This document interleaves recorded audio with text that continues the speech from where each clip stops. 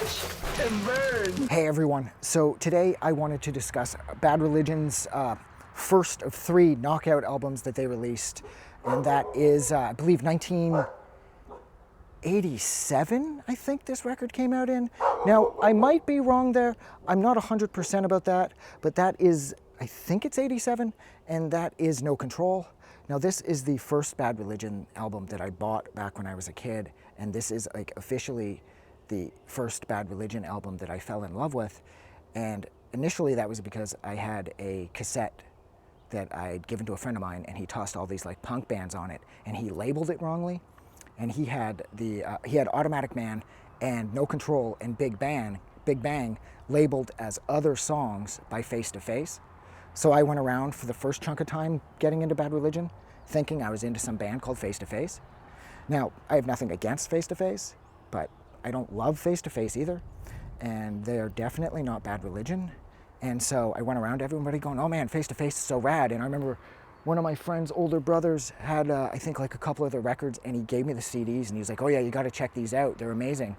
And like, that wasn't the same band. It wasn't the same band at all.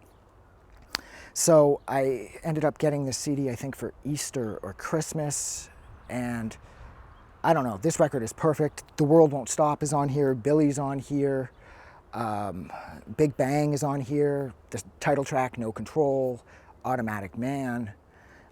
This record is short, fast, incredibly catchy, and incredibly fun. This is one of the best, I guess, like late 80s, early 90s punk records ever made, because this isn't like exclusionary punk where it's overtly aggressive or it's really political and it's sort of beating you over the head about everything that's wrong with society and everything else.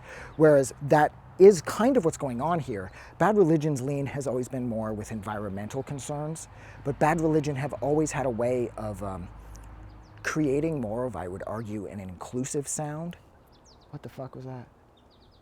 You know, I'm across the street from a fucking church too, so you'd really think everything would be fine here, but I keep hearing these weird noises.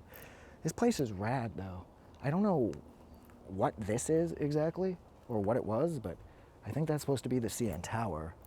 And there's a bit of a tree over here, and I don't see why anybody would paint this on this side of a garage that no one was ever gonna see. But I'm getting sidetracked again, and that's because I keep hearing weird noises. But yeah, this record, I always found it was sort of like along the lines of what The Offspring managed to do, with they would take heavier, more nihilistic topics and they would find a way to write about them in more of an inclusive manner, whereas you felt motivated to learn about what the songs were singing about. And like I said, you weren't just being hammered over the head with everything that was wrong with society. And the record didn't need to swear a lot. The record didn't have to scream. Graffin and Company's gift for melody and harmony is on full display here, and that would not let up for several records from this point. I'd say right up until like The Process of Belief or New Maps of Hell. I mean, I know his voice would change somewhat, Graffin's voice, sorry, would change somewhat as of No Substance. It would get deeper, have more of a growl to it, and I didn't love that, but I still thought No Substance was a great record, and I know that The Gray Race was really poorly received by everyone. And I didn't love it either, but it did have its moments. I mean, punk rock songs on there. Oh yeah, I didn't really like The Gray Race. The punk rock song was the only song I really loved. But yeah, back to No Control, sorry.